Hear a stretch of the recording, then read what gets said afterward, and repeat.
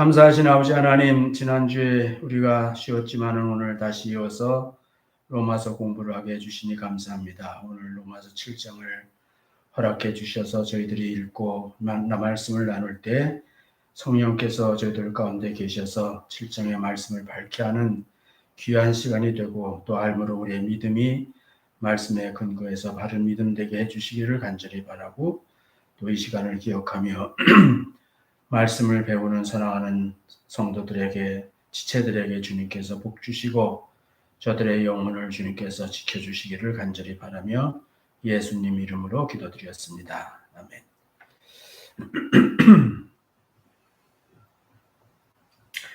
많이 덥죠? 예, 이번 주 아주 덥다 그러니까 몸조심들 하셔야 되겠습니다.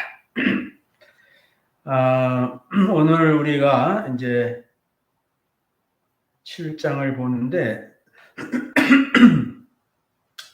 이 7장은 말이 많은 장이에요. 이게 이제 여기에서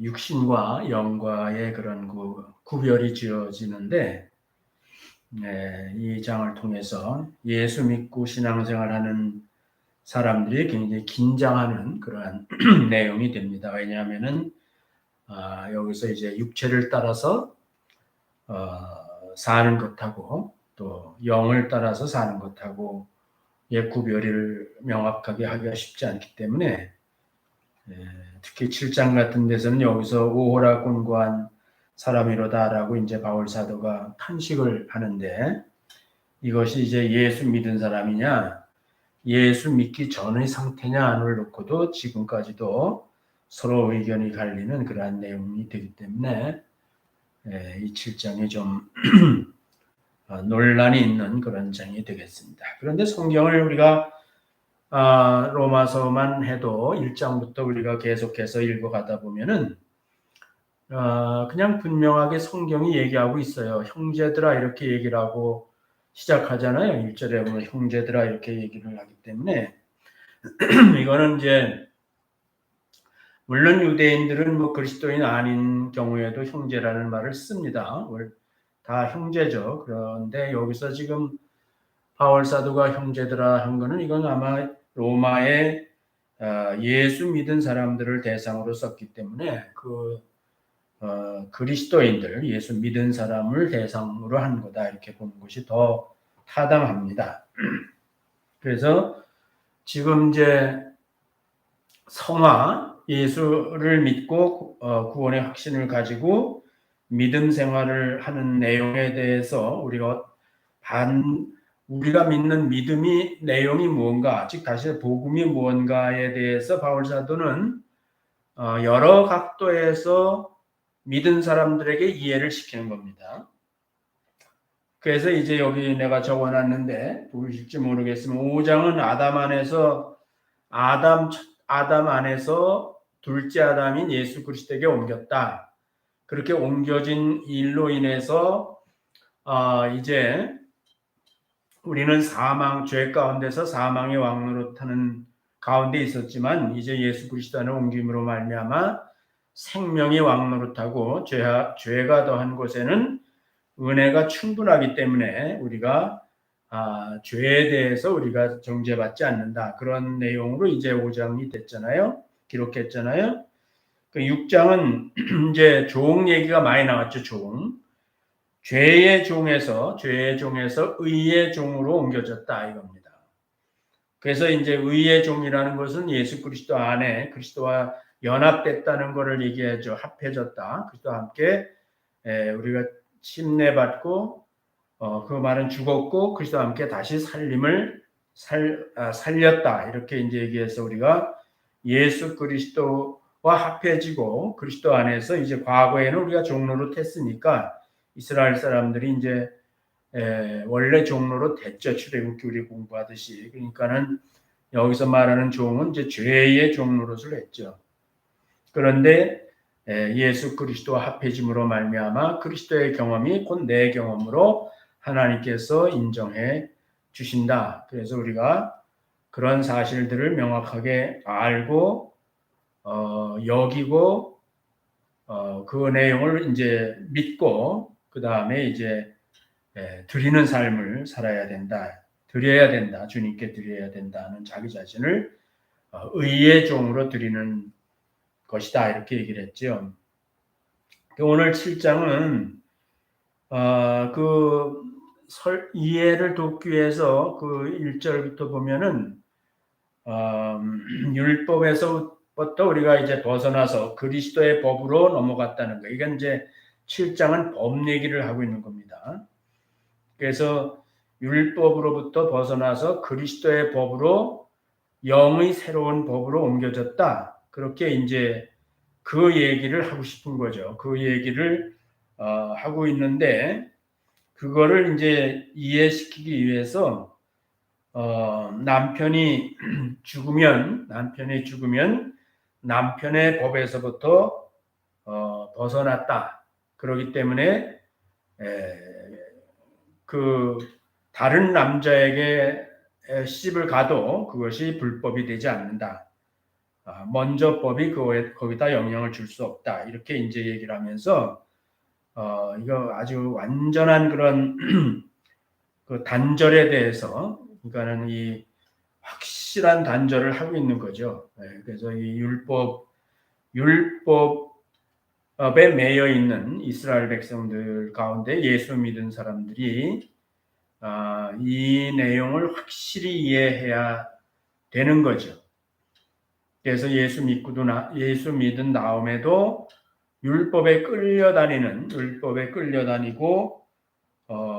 그 율법을 통해서 정죄받고 그리스도인의 생활이 이제 5장에서 즐거운 생활이라고 그랬는데 그렇게 되면 또 다른 종교 생활을 하는 거란 말이에요. 또 다른 종교 생활을 하게 되고 즐겁기는커녕 날마다 오라곤과도다 하면서 이제 탄식하며 살아야 되잖아요. 그러니까는 법 아는 자들에게 얘기한다는 것은 여기서 일단은 그 지속적으로 얘기하는 여기서 말하는 법은 율법을 얘기하는 거예요. 계명과 율법, 거기에 이제 율례가 다 들어가 있는 건데 그런 것으로부터 우리가 완전히 해방됐다, 완전히 벗어났다는 거예요. 법적으로 우리는 완전히 벗어났다는 거예요. 그거를 이제 명확하게 하기 위해서 죽었다는 말을 썼죠. 죽었다는 말을. 그래서 남편 여기서는 이제 아내가 중요하기 때문에 남편이 죽었다라는 예로 얘기를 했습니다. 그런데 그 뒤에 설명하기를 사실은 남편이 죽은 게 아니라 내가 죽었다 이렇게 얘기를 하죠. 율법과의 관계를 설명하려니까 율법이 없어진 게 아니고 율법은 여전히 건재한다는 거예요. 그러니까는 율법에 대하여 내가 죽은 것이다 이런 얘기가 되는 거죠. 율법에 대하여. 그러므로 말미암아 이제는 양쪽에서 어느 쪽이 죽든지 그 법으로부터 자유하기 때문에 우리는 죽었지만 예수 그리스도 안에서 다시 살아서 그리스도에게 옮겨졌다. 그리스도와 다시 결혼했다는 얘기죠. 다른 남편이라 그랬으니까. 그래서 이런 그 예와 설명을 통해서 오늘은 이제 예수 믿었다는 것은 율법으로부터 완전히 법적으로 자유하다. 법적으로 율법이 나에 대해서 영향을 줄 수 없다. 또 죽은 자니까 율법에 대해서도 영향을 받지도 않지만은 줄 수도 없는 거예요. 그렇게 아주 명확하고 아주 그 단절에 대한 이해를 돕기 위해서 이렇게 극적인 얘기를 하고 있는 거다 이렇게 봐야 되는 것입니다. 다 성경을 읽어보셨죠? 한번? 그래서 그 연결을 잘 해야 돼요. 우리가 성경은 이제 내가 지난번에 얘기했죠. 장절을 처음부터 만들어 놓은 게 아니라고. 장절이 없으면 우리가 그냥 계속 이어서 읽어 나가게 되고 그 내용을 우리가 이어가게 되는데 이렇게 이제 장절을 만들어 놨기 때문에 어떻게 보면은 우리가 뒤에 것들은 자꾸 잊어버리고 새로운 장에 집착하는 그런 경향이 없지 않아 있으니까 그런 면들을 여러분들이 염두에 두시고 지금 내가 5장, 6장, 7장을 이렇게 간단하게 얘기한 거는 그 연결선상에서 7장을 봐야 7장에 대한 내용을 우리가 바르게 이해할 수 있다, 이런 뜻으로 얘기를 한 겁니다. 그래서 이제 성경 읽는 게 중요해요. 읽어봤지만 이제 말씀을 나누면서 또 봐야 되겠죠. 형제들아, 내가 법하는 자들에게 말하노니 너희는 율법이 사람이 살 동안만 그를 주관하는 줄을 알지 못하느냐. 그러니까는 뒤에 남편의 죽음에 대한 얘기를 하지만 지금 먼저 그 얘기가 무슨 내용이다라는 것을 미리 이제 얘기하죠. 율법 얘기죠. 율법과 율법 행위에 속해 있는 특히 이스라엘 사람들과의 관계를 얘기하려고 하는 거예요. 그래서 이미 말한 대로 남편 있는 여인이 그 남편 생전에는 법으로 그에게 매인받으나 만일 그 남편이 죽으면 남편의 법에서 벗어났느니라. 그래서 이게 남편의 법이라는 것이 있지요. 실제로 유대인들에게는 이제 제가 여기 자료를 갖고 있는데 이걸 오늘 시간 없어서 사실 얘기 안 하려고 뒤에다 놓긴 했어요. 여기 보면은 여기 지금 나오긴 하는데 거기 남편의 법이 있어요. 결혼법이라는 거죠. 일종의 결혼법인데 비교적 다 남편에게 유리한 남편의 권위에 맞춰서 그 법이 만들어졌다고요. 예마봇이라는 그 원어의 그 내용이 자식이 없을 때 아내는 어떤 의무가 있어야 되냐. 그건 우리가 알죠. 그거는 그 자식이 없이 죽으면, 남편이 죽으면 그 형제가 있으면 그 형제의 씨를 받아서 자식을 낳아서 남편의 대를 이어가야 되는 의무가 있지요. 그 성경에도 있는데 뭐 지금 그 유다가 그 관계죠. 그래서 그런 것들이 있고 뭐 케투봇 하면은 이거는 혼전 동의서인데 혼전에 이제 결혼을 하겠다는 동의를 할 때 거기 많은 조건들이 붙어 있고 남편도 이제 그 아내에 대해서 조건이 있고 이럽니다. 이거 지금 다 얘기할 수 없어요. 어쨌든 중요한 거는 남편법이라는 게 있는데 이게 만만치가 않단 말이에요. 여자한테는 유대 사회에서는. 그래서 이제 남편이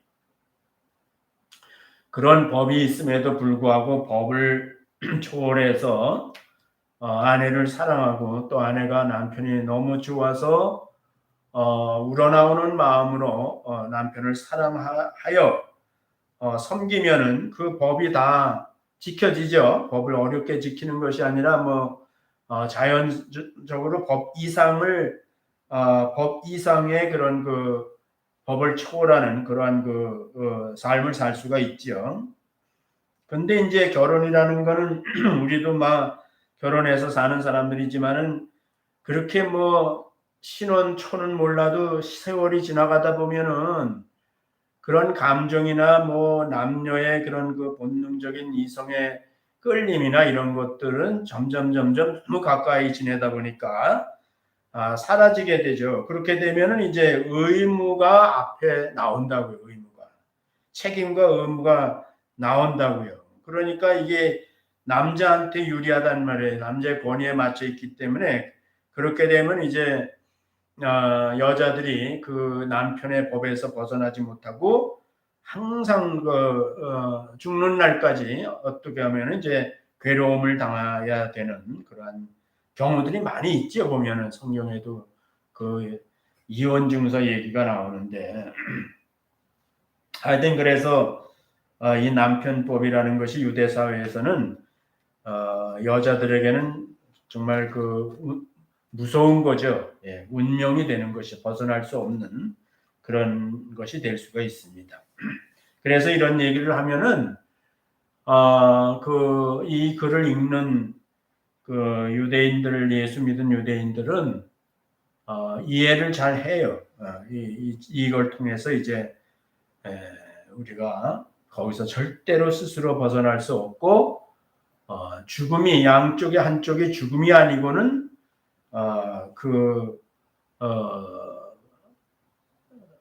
벗어날 수 없다 하는 거를 이제 잘 알고 있는 거예요.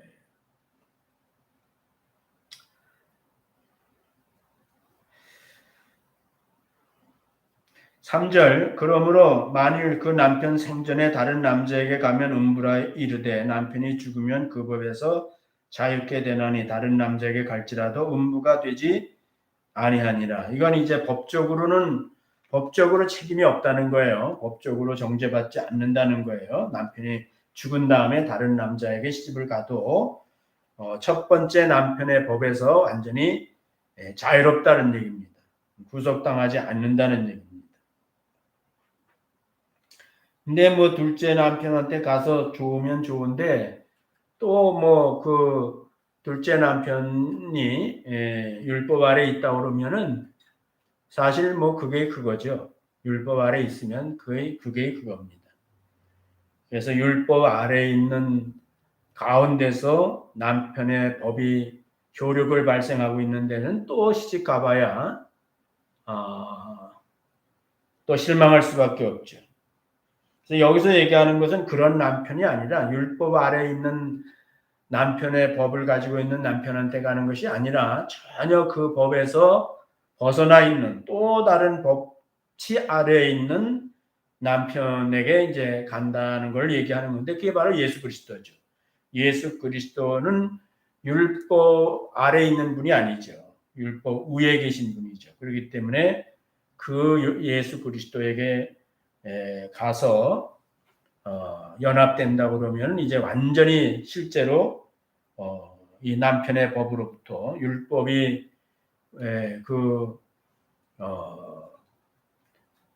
율법에 근거한 남편의 법으로부터 완전히 자유로울 수 있다는 거예요. 꿈이죠. 유대 여자들에게는 괴롭힘을 당하는 유대 여자들에게는 꿈이에요. 이런 일이 있을 수 없죠. 그거는 자기가 죽으면 어떻게 죽은 사람이 또 시집 갑니까? 그런데 이 설명으로 보면 우리가 죽었지만 내가 죽은 게 아니라 예수 그리스도께서 대신 죽었고 그리스도께서 죽은 자 가운데 다시 살아나셨으므로 나도 이제 살았으니까 우리는 예수 그리스도에게 가서 예수 그리스도에게 여자 입장에서는 이제 시집 갈 수 있다. 새로 시집 갈 수 있다는 얘기입니다. 4절 그러므로 내 형제들아 너희도 그리스도의 몸으로 말미암아 율법에 대하여 죽임을 당하였으니 이는 다르니 곧 죽은 자 가운데서 살아나신 이에게 가서 우리로 하나님을 위하여 열매를 맺게 하려 함이니라. 여기서 얘기하는 열매는 이제 새 생명의 열매예요. 새로운 생명의 그런 열매를 맺게 하기 위해서 우리는 예수 그리스도에게 연합된다는 거, 예수 그리스도에게 시집간다는 겁니다. 그러니까 율법 아래서 있는 남편의 법에 매여 있는 거는 아무리 잘해도 그거는 사망의 열매를 맺는 거예요. 그런데 이제 예수 그리스도 안에서는 생명의 열매를 맺는 거라고요. 5절 우리가 육신에 있을 때에는 율법으로 말미암는 죄의 정욕이 우리 지체 중에 역사하여 우리로 사망을 위하여 열매를 맺게 하였더니 같은 얘기를 이제 반복하지만은 이제 이게 중요하니까 그 구별을 잘 해야 되니까 이제 계속 하고 얘기를 하는 거죠.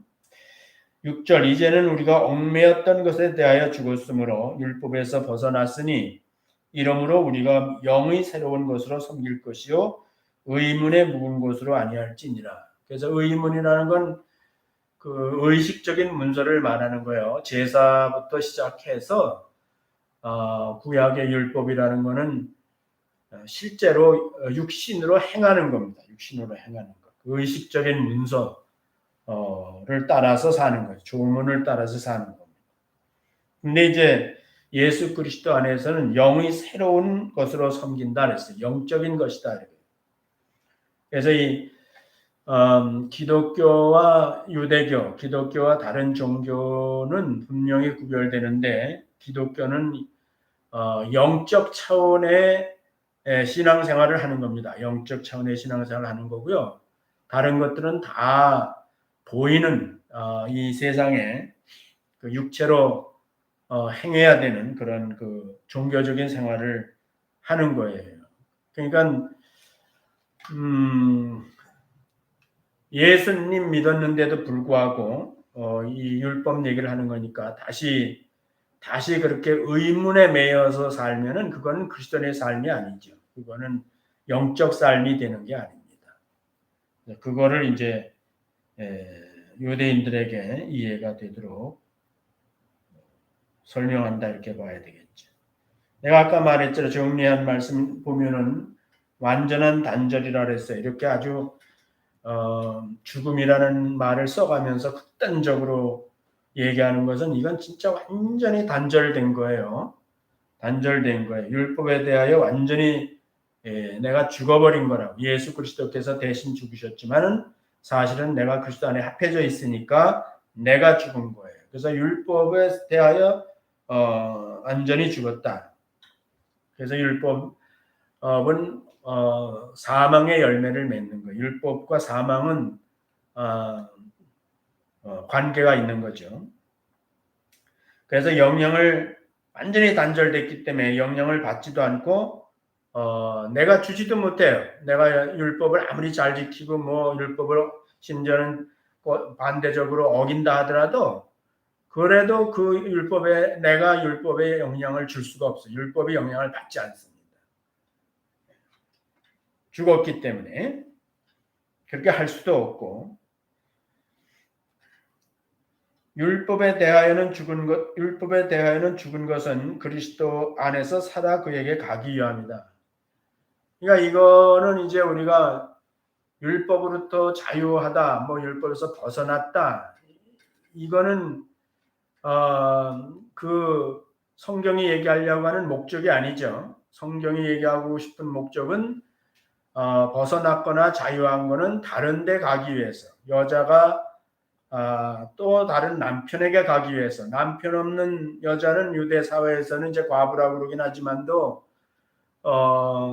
그 특히 이제 젊은 나이에 남편 없는 여자는 너무 불이익을 많이 당하고 그 사회에서 살아간다는 게 너무 힘듭니다. 여러 가지 면에서. 그래서 반드시 젊은 과부는 회당에서도 받아주지도 않고 그러기 때문에 다른 남편한테 가야 돼요. 예를 들어서 뭐 이혼이 된다 하더라도 그거는 이혼으로 끝나는 것이 아니라 또 다른 남편에게 가기 위해서 이혼하는 거죠. 그러니까 여기서 우리가 예수 믿는 분들이 오해하지 말아야 될 것은 그냥 우리는 벗어났다, 자유하다, 이젠 율법의 영향을 받지 않는다.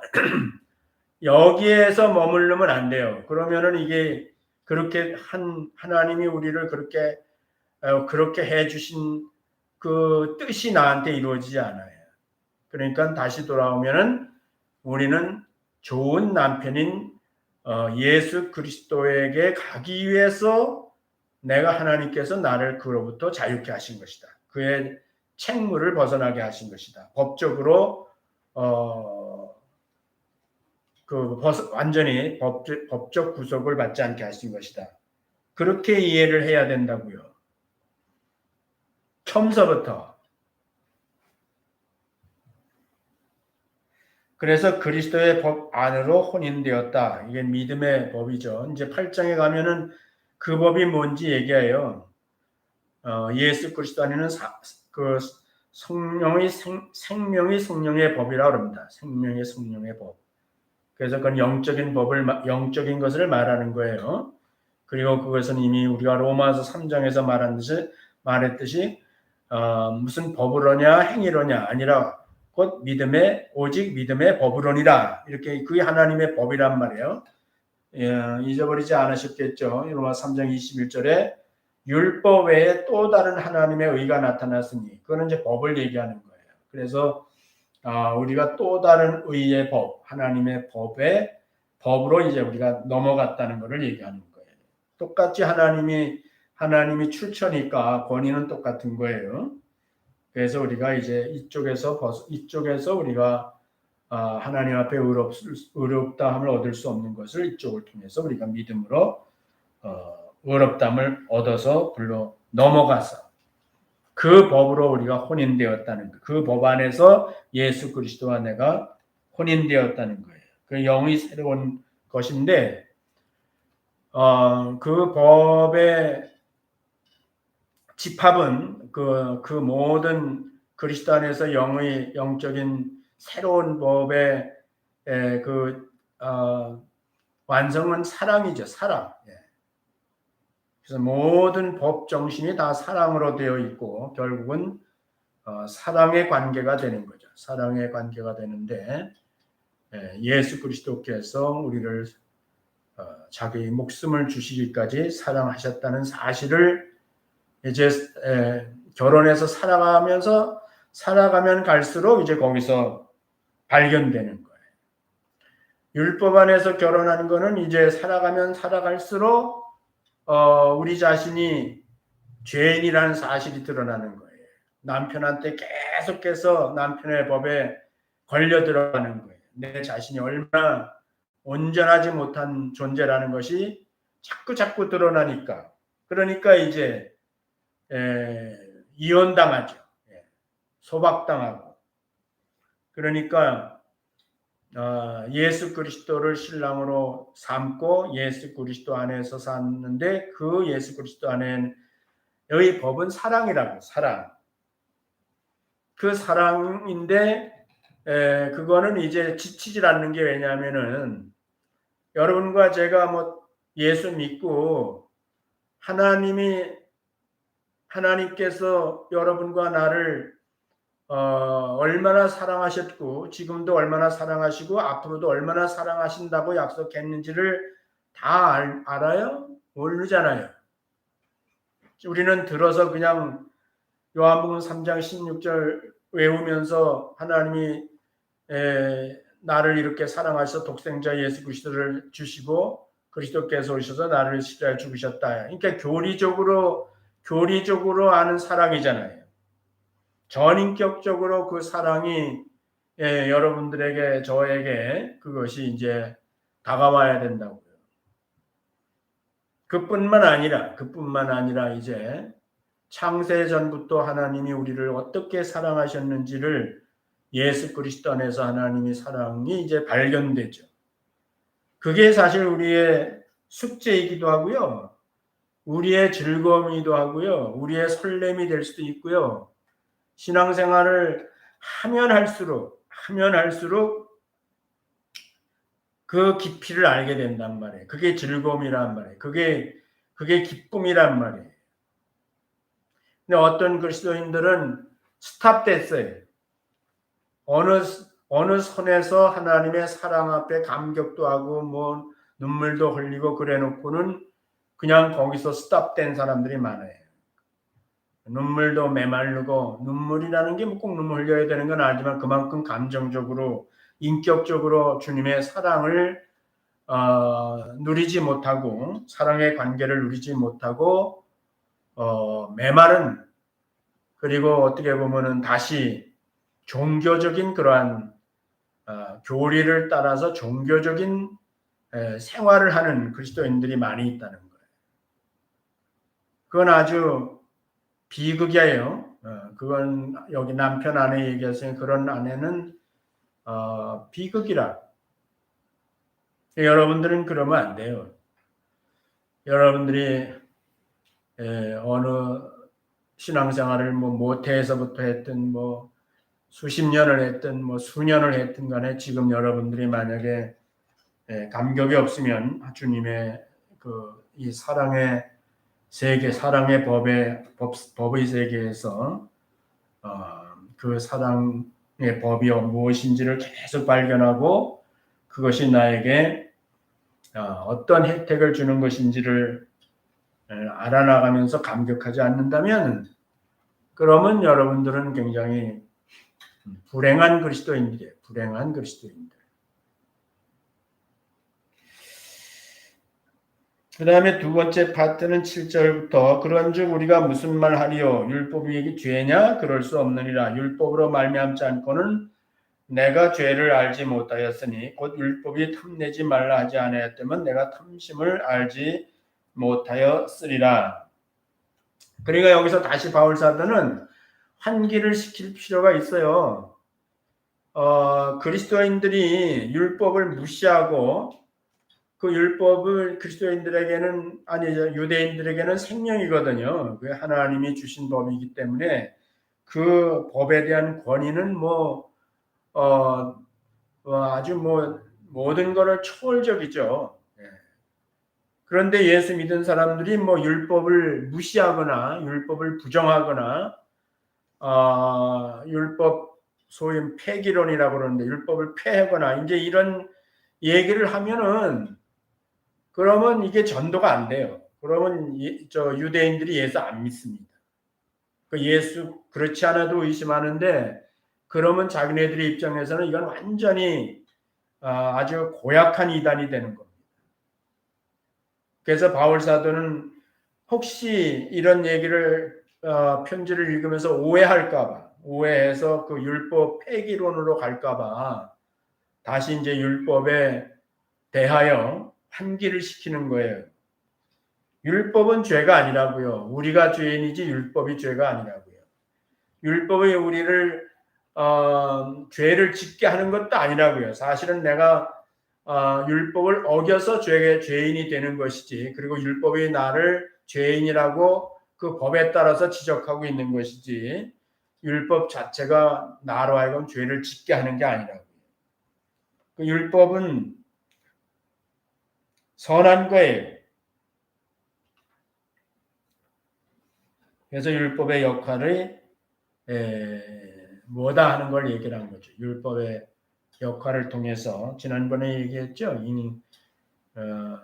사람이 죽는데 죽음의 원인을 발견하는 것보다 더 큰 발견이 없다 그랬죠.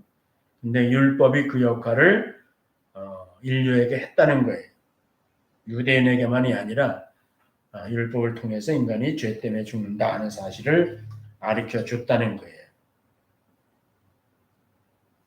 그리고 이제 이 얘기를 하는 것이 그러니까 그 가운데서 우리가 죽는 게 아니라 하나님이 우리를 살린다는 걸 전제로 해서 이 얘기를 하고 있는 거지.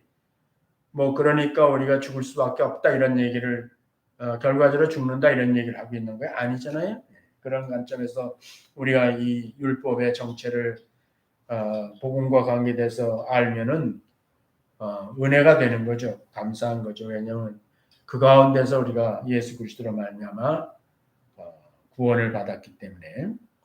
8절 그러나 죄가 기회를 타서 계명으로 말미암아 내 속에서 가장 탐심을 이루었나니 이는 법이 없으면 죄가 죽은 것입니다. 어려운 얘기 아니죠. 예, 죄가 없으면 무법천지라는 게 있잖아요. 무법천지. 예, 근데 이제 법이 생기면은 이제 법에 따라서 우리가 하는 행동이 이제 구별되죠. 그러면 이제 그 죄가 되는 거예요. 그 죄로 이제 인정이 되는 거예요. 죄로 여겨지는 겁니다. 그래서 여기 이제 10계명 중에 마지막 계명을 바울 사도가 들었는데 탐심. 그래서 이 탐심 인간에게 가장 그 원초적인 죄 중에 하나가 탐심이거든요. 탐심. 그래서 이 탐심 얘기를 하면은 이제 10계명 얘기를 다 한 거나 마찬가지예요. 그래서 우리가 탐심을 가지고 탐하는 삶을 살았는데 그게 세상 사람들이 다 그렇게 사니까 그렇게 못하는 게 바보지. 그렇게 잘하는 사람이 세상에서 똑똑한 사람으로 여겼단 말이에요. 그런데 율법이 나타난 후에는 보니까 그게 죄라고, 죄. 그렇게 하면 안 되는 거라고. 그 하나님이 그거에 대해서 법으로 정해놨다는 걸 알게 된 거예요. 그래서 내가 죄인이라는 것이 드러나게 됐단 말이죠. 그러니까 인간 사회에 율법이 들어왔다는 것이 얼마나 정말 좋은 의미로 얼마나 감사한 일인지 모르는 거죠. 무법천지 같은 세상에서 드디어 인간다운 인간으로서의 그런 모습을 갖춰 나가는데 그것이 법을 따라 살아가면은 그것이 바로 하나님의 창조의 모습이 될 수 있다. 인간의 모습이 될 수 있다는 거예요.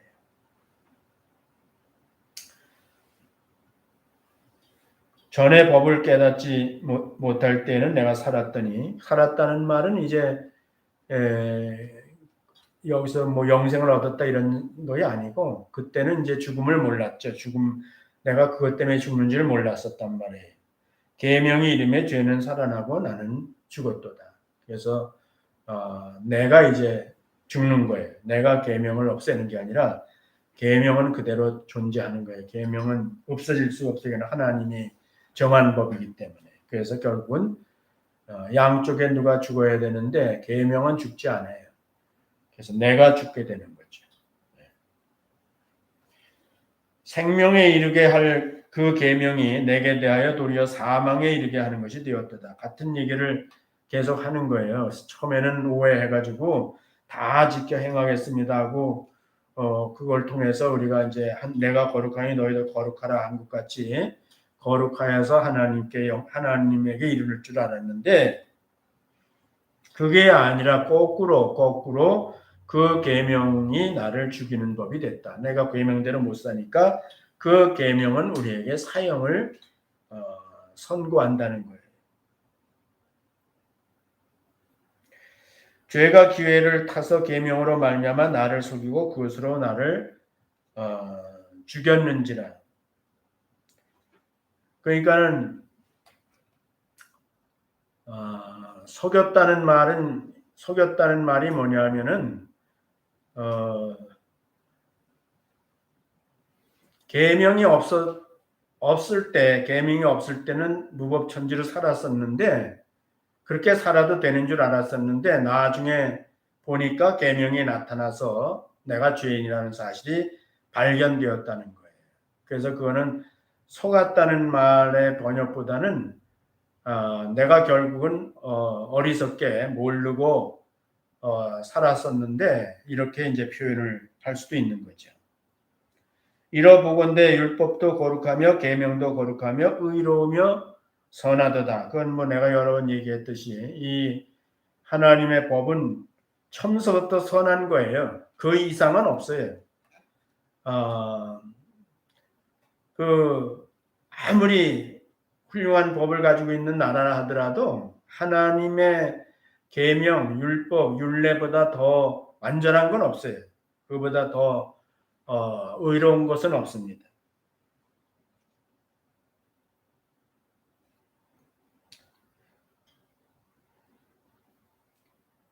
13절 그런즉 선한 것이 내게 사망이 되었느냐 그럴 수 없느니라 오직 죄가 죄로 드러나기 위하여 선한 그것으로 말미암아 나를 죽게 만들었으니 이는 계명으로 말미암아 죄로 심히 죄되게 하려 함이니라. 그래서 확정됐다고 이 죄가 우리끼리 서로 뭐 죄인이다 아니다 이게 아니고 우리가 이제 그 죄인이라는 게 아주 확정됐을 뿐만 아니라 계명을 따라 살면 살수록 이제 우리의 죄가 늘어나는 거예요. 그래서 정말 심한 죄인이 되는 거죠. 한평생 살면은 얼마나 많은 죄를 져요.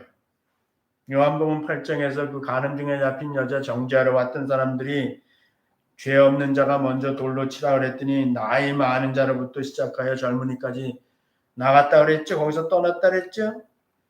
일부러 그건 썼죠. 성경에서. 그러니까는 실제로 있었던 일이고 그것을 기록했는데 그 나이 많은 자가 먼저 나갈 수밖에 없지요. 그건 왜냐하면은 나이 먹으면서 자기를 돌아보니까 자기는 돌로 칠 자격이 없다는 거예요. 특히 간음 중에 잡힌 여자에 대해서 돌로 못 친다는 거는 그거는 자기들도 간음을 하고 살았다는 얘기예요. 그래서 심한 죄가 되는 거죠.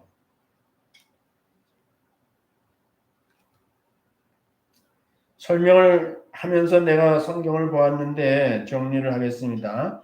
율법은 여전히 살아 있습니다. 지난번 3장 마지막에서 믿음으로 율법을 폐하느냐 그럴 수 없느니라 도리어 굳게 세우니라에 대해서 제가 설명드렸죠. 그래서 율법이 폐하여지지 않아요. 율법은 절대로 없어지지 않습니다. 율법은 여긴 살아있다 이렇게 표현을 썼는데 그거는 항상 건재하단 말이죠. 그게 예수 믿은 사람들한테는 좋은 거예요. 왜냐하면 내가 예수 믿어서 의롭게 된 믿음의 법으로 의롭게 된 그 의가 율법이 율법을 다 이룬 것 같은 의의 효력을 내가 갖는 거란 말이에요. 그러니까 내 의의 내용이 뭔가라고 알고 싶으면 율법을 보면 돼요. 이 율법을 다 내가 지킨 의란 말이죠. 그러니까 예수 믿은 사람들에게는 율법이 살아 있어야 되고 율법이 굳게 세워져 있어야 되는 거예요. 그래야 내가 얻은 의의 가치가 계속 그 가치를 지니게 되는 거란 말이에요. 대단하죠?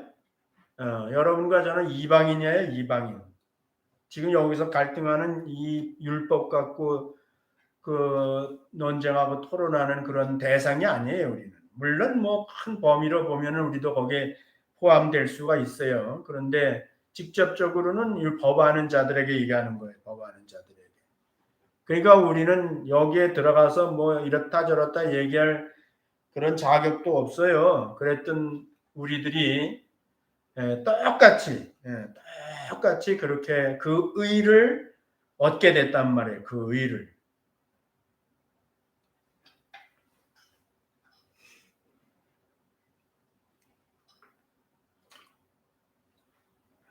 이방인이 돼가지고 믿기는 믿었는데 내가 믿어서 얻은 하나님의 의가 어떤 가치가 있는 것인지 얼마나 신비로운 것인지 정말 얼마나 위대한 것인지 이런 것들을 모르면 그러면 뭐 우리가 믿었다고 그러지만은 그의 가치를 모르니까 개나 돼지에게 진주를 던지지 말라 그랬잖아요. 그거는 가치를 모르니까. 그러니까 우리가 까딱 잘못하면요. 미안한 얘기지만 개나 돼지 될 수도 있어요.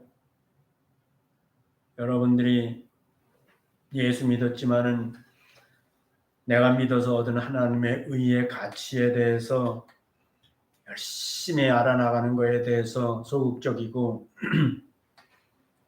그것을 그 의에 대해서 별로 세상의 다른 거하고 비교해서 항상 그것이 차선에 있고 그러면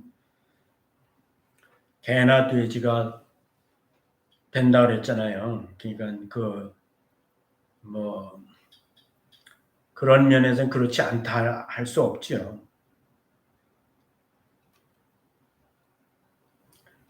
율법은 선하고 의롭다 이미 말씀했어요. 그건 하나님의 의예요. 그건 하나님의 의. 율법과 결혼하고 나니까 나 자신의 존재가 나타난 것 이렇게 썼는데 아까 얘기했어요 이미.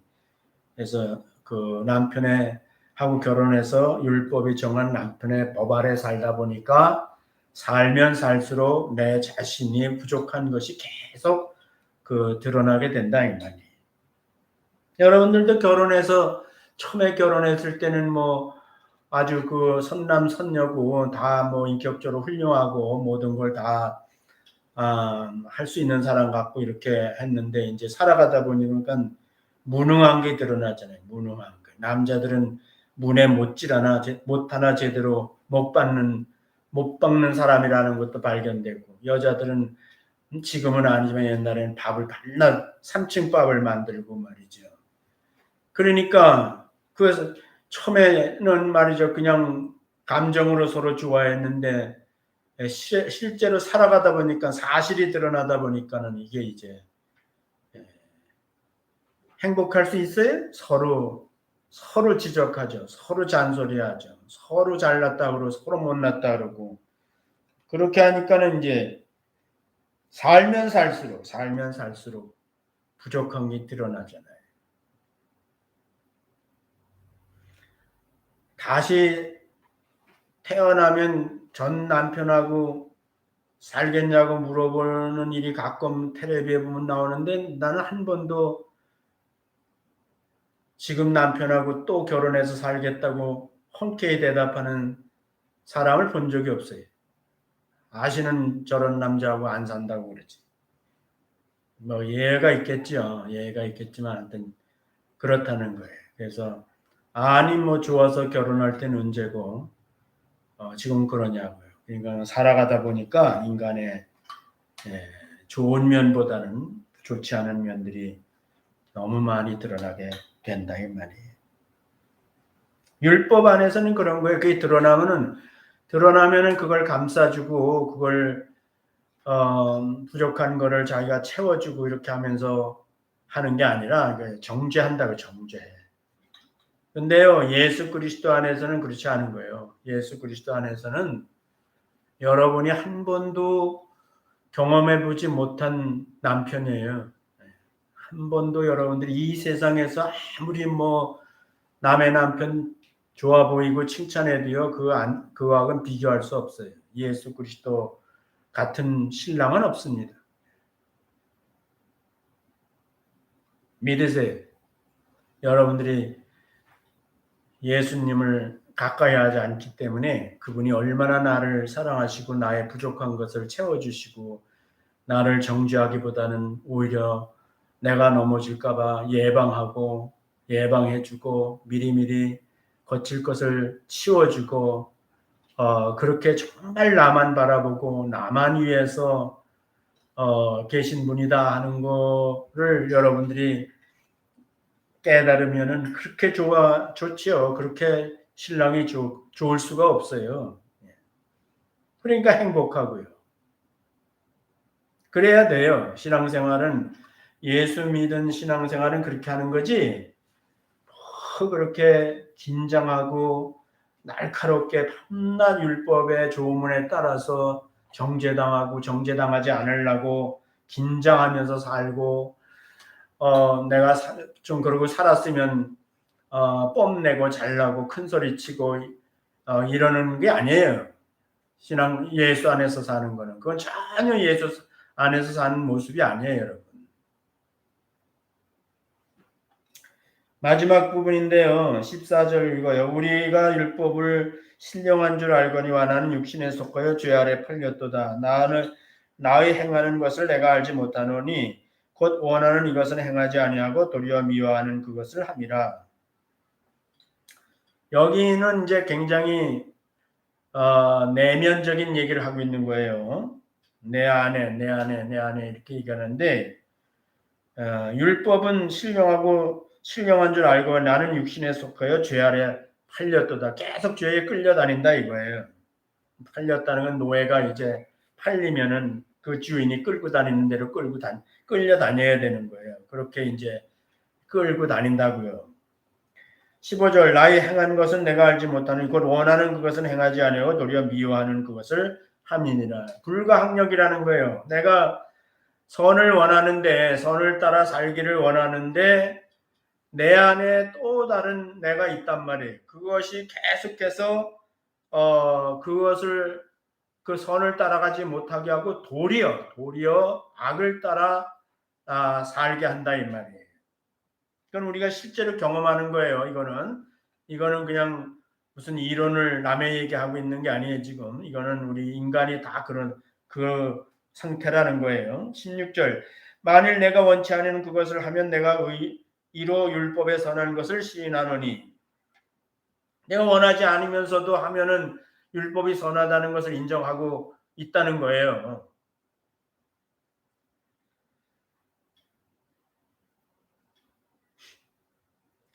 17절 이제는 이것을 행하는 자가 내가 아니요 내 속에 거하는 죄니라. 이제 잘 규명을 했어요. 이제 규명이 된 거예요. 규명이 된 게 뭐냐면 내 안에 죄라는 것이 있구나. 이거는 뭐 이제 태어날 때부터 인간은 죄인이죠.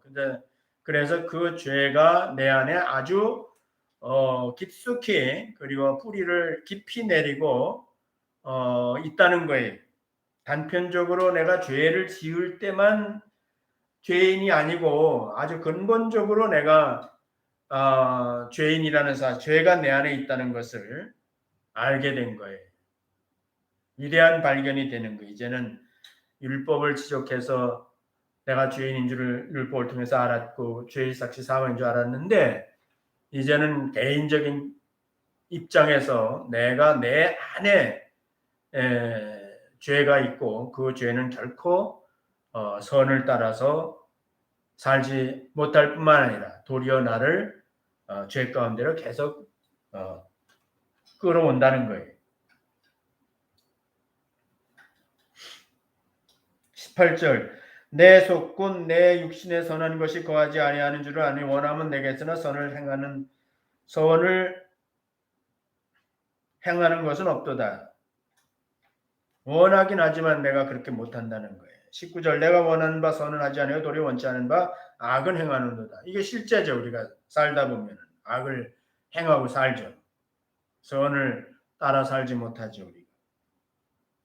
20절 만일 내가 원치 아니하는 그것을 하면 이를 행하는 자가 내가 아니요 내 속에 거하는 죄니라. 이미 말했어요. 우리 안에 죄가 있다는 거예요. 21절 그러므로 내가 한 법을 깨달으니 곧 선을 행하기 원하는 나에게 악이 함께 있는 것이로다. 같은 얘기야.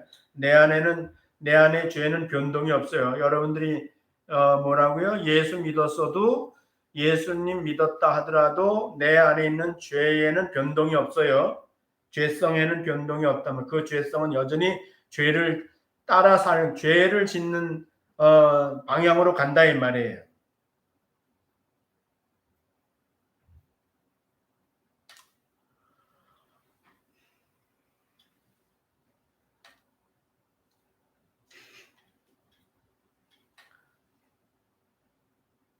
우리가 아직 죄인 되었을 때 그리스도께서 우리를 위하여 죽으셨도다. 이 말씀하고 오늘 이 말씀하고 연결을 해서 이해하시면 돼요.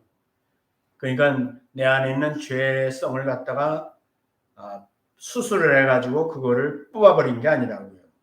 그냥 그건 있는 거라고요. 있는 상태에서 나를 사랑하셔서 나를 위해서 율법의 요구를 이루어주고 나의 죄를 다 해결해 주셨다는 거예요. 그 죄성을 가지고 짓는 모든 죄를 다 해결해 놨어요. 죄가 더한 곳에 은혜가 더욱 넘쳐서 하나님 예수 그리스도의 죽음을 통한 그 죄를 인한 죽음의 효력이라는 것이 그 내 안에 있는 죄의 성품에서부터 도출되는 모든 죄에 관계된 것, 악을 따라가는 것, 이 모든 것들이 다 예수님께서 이미 그 죄값을 치르셨다는 거예요. 그거에 대한 대가를 치렀다는 거예요. 그리고 내 안에는 여전히 그냥 죄가 있는 거예요.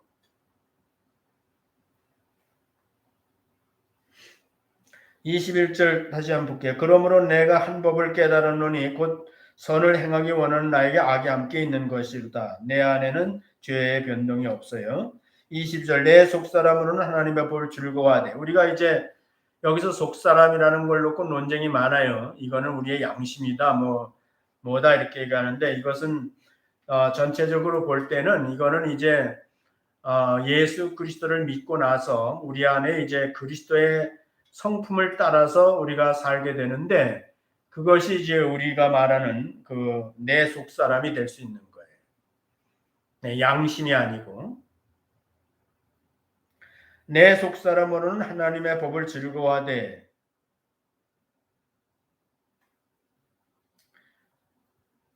선을 추구한 그거는 그 속사람은 이제 나중에 성령의 법이라고 나오는데 그거는 항상 선을 추구하는 거예요. 항상 하나님의 그 뜻을 따라서 선하고 온전한 뜻이 무엇인지를 분별하고 그것을 추구하는 거예요. 근데 아담의 성품은 계속해서 그 죄를 추구하는 거예요. 그 두 가지가 내 안에 실제로 존재한다는 거예요. 그거를 인정해야 돼요. 23절 내 지체 속에서 한 다른 법이 내 마음의 법과 싸워 내 지체 속에 있는 죄의 법 아래로 나를 사로잡아오는 것을 보는도다. 그러니까 내 안에서 계속해서 투쟁이 있다는 거죠. 투쟁이 있다는 거죠.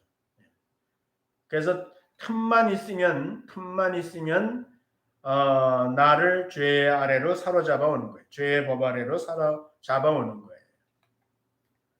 그러니까 다시 초대교회의 그 첨예한 문제가 유대인들은 특히 뭐냐면 예수님 믿고 믿음에 굳게 서 있지 않고 이 진리에 대한 올바른 진리를 올바로 알고 확립되어 있지 않으면은 그 평생 살아오면서 조상 때부터 살아왔던 그 율법 사회, 그 사회 자체가 율법이거든요. 그 다시 율법 아래로 끌려다닌다. 율법의 행위로 끌려다니게 돼 있다 이 말이에요. 그게 어떤 때는 그 편해요. 왜냐하면 그런 사회이기 때문에 그렇게 사는 것이 사람들과의 관계에서 그것이 자연스러운 거예요. 그래서 우리가 지금 여기에는 도덕적인 죄, 도덕적인 윤리적인 그런 죄라기보다는 지금 여기서는 율법 얘기를 하고 있는 거니까 다시 율법 사회에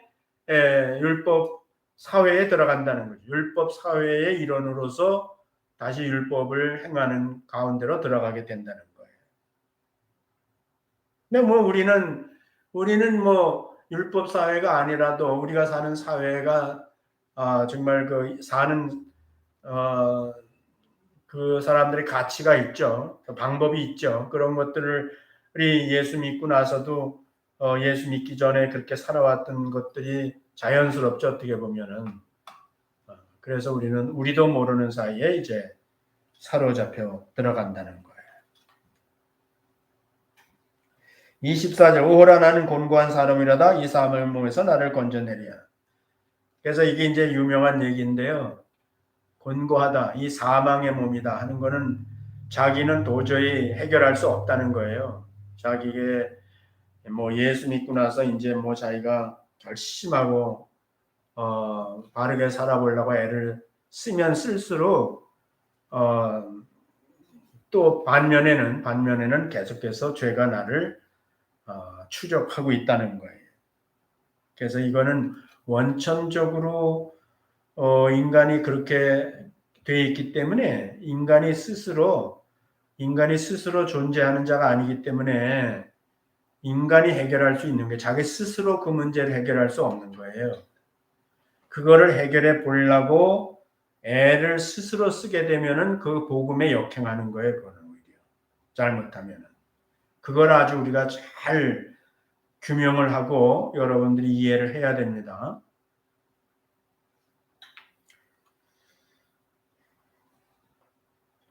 누가 나를 건져내랴?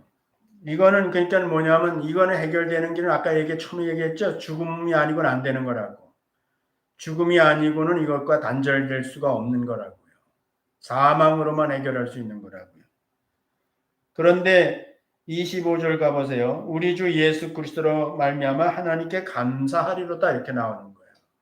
이게 이제 지금까지 한 모든 얘기를 통해서 우리가 바르게 그 모든 내용을 이해하는 키워드가 되는 거죠. 이것이 그 상태에 있는 거예요. 내가 해결한 게 아니에요. 여전히 나는 죄 가운데 죄인이고 내 안에 죄가 있고 내가 그 오호라 곤고함에 해결할 수 없어요. 그런데 여기서 감사한다 그랬어요. 감사한다고. 그럼 왜 감사한다는 말을 했냐고요. 그거는 그러기 때문에 그래서 예수님께서는 이 문제를 해결하기 위해서 죽어야만 해결되는 문제인데 예수님이 나 대신 죽어주셨다는 거예요. 그래서 죽음으로 해결을 했다는 거예요. 죽음으로. 그러니까 이 사실을 깨닫고 나니까 하나님께 감사한다는 거예요. 이게 감사로 뒤집어지는 거예요. 감사로 뒤집어지는 거예요. 이 복음이라는 것이 얼마나 위대한 건지를 이제 깨달아야 되는 거죠. 처음에 내가 예수 믿을 때 죄를 회개하고 죄인한 걸 회개하고 율법을 통해서 내가 죄인한 걸 깨닫고 또 다른 하나님의 의를 통해서 내가 예수 믿을 때 그 복음의 위대함을 깨달아요. 그 앞에 우리가 무릎 꿇는다 그랬죠. 예수님 영접한다 그랬죠. 근데 이제 우리가 예수님 믿고 신앙생활을 해가면서 두 번째 주님 복음 앞에 무릎을 꿇는다 그랬죠. 바로 그것이 로마서 7장이죠. 우리가 이걸 깨닫는 거죠. 내가 의롭다함을 칭의를 받았지만은 내 스스로 그 의를 이룰 수 없는 칭의에 합당한 의로운 삶을 살아갈 수 없다는 사실을 깊이 깨닫게 되는 거예요. 그래서 이것조차도 결국은 예수님은 나의 지은 죄뿐만 아니라 내 안에 있는 근본적인 죄의 성품을 위해서도 십자가에서 다 죄값을 그 값을 치르신 거예요. 그래서 원천적으로 이 죄는 예수 그리스도 안에서 끝난 거예요. 내 안에 죄의 성품이 나를 사로잡아가고 나를 죄를 짓게 한다. 율법을 유대인이니까 율법을 어기는 삶을 살았다 하더라도 결단코 그것이 나를 정죄할 수 없는 것은 왜냐하면 내가 죽었기 때문에. 죽었는데 어떻게 하겠냐. 그거를 우리가 적용하는 거예요. 그래서 그런즉 내 자신의 마음으로는 하나님의 법을 육신으로는 죄의 법을 섬기나 그냥 그 상태로 산다고요. 그 상태로 사는 거예요. 그 상태로 산다는 것을 먼저 우리가 이해하고 그 상태에서 어떻게 우리가 새 남편인 예수 그리스도와 더 밀접하게 살아서 이 내 안에 있는 죄의 성품이 나를 자꾸 죄로 끌어가는 것을 얼만큼 내가 그것에 대해서 초월하느냐. 그거를 초월하는 거는 첫째로는 죽었다는 것을 인정해야 되고요. 내가 죽었다는 걸 인정해야 되고 두 번째는 내가 예수 그리스도와 합해졌다는 것을 인정해야 되는 거예요. 그리고 그 예수 그리스도께서 바로 그것을 위해서 나를 사랑하셔서 죽음으로다가 모든 문제를 해결해 주셨다는 사실을 다시 한번 확인하면서 그리스도의 그 사랑을 우리가 계속해서 깨닫고 그것을 누리게 될 때에 그럴 때 우리는 그 죄에 사로잡혀 다니질 않게 되는 거죠. 그게 성화죠. 그렇게 해서 점점 우리가 이제 죄의 노예가 되지 않고 죄에 끌려다니는 자가 되지 아니하고 발로 차버리는 거죠.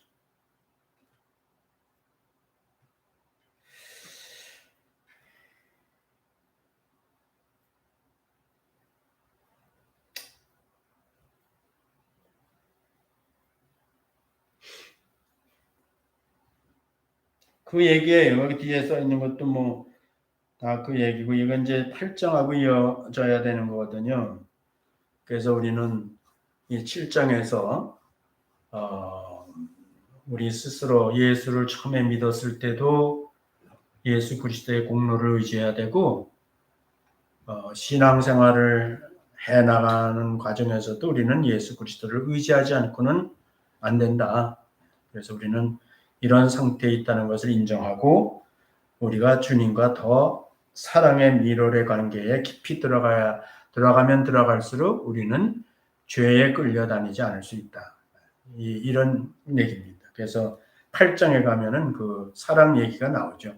우리가 어떻게 주님과 사랑으로 연합되었는지, 먼저 하나님이 우리를 어떻게 사랑하시는지에 대한 내용이 이제 8장에서 나오는데, 거기서 우리는 완전히 주님과 사랑 안에서 연합이 이루어지고, 그 연합이 이루어지는 것만큼, 그 죄가 내 안에서 이제 힘을 못 쓰는 거예요. 그렇게 해서 우리가 이제 점점 그것이 지속돼 나가는 거죠. 지속돼 나가는데 그거는 지치지 않고 피곤하지 않은 거예요. 사랑은 지치거나 피곤하지 않아요. 그래서 우리는 영원토록 주님과 함께 사랑 안에서 주님은 나의 베스트 신랑이 되고 우리는 그의 사랑을 입고 사는 그런 행복한 신부다 하는 사실을 여기서 얘기하고 싶은 겁니다.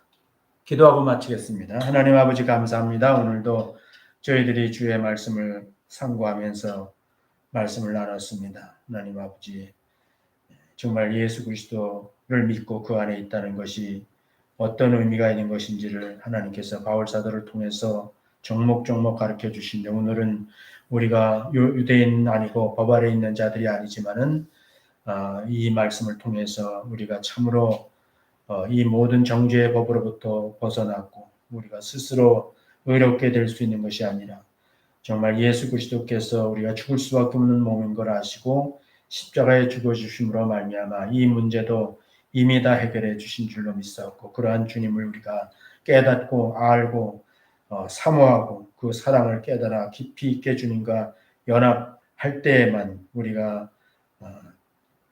이 죄로부터 벗어나서 실제 삶도 의로운 삶을 주님이 기뻐하는 삶을 살게 되는 줄로 믿습니다. 주님께서 사랑하는 성도들에게 깨달음 있게 해주시기를 간절히 바라고 예수님 이름으로 기도드렸습니다. 아멘. 마치겠습니다.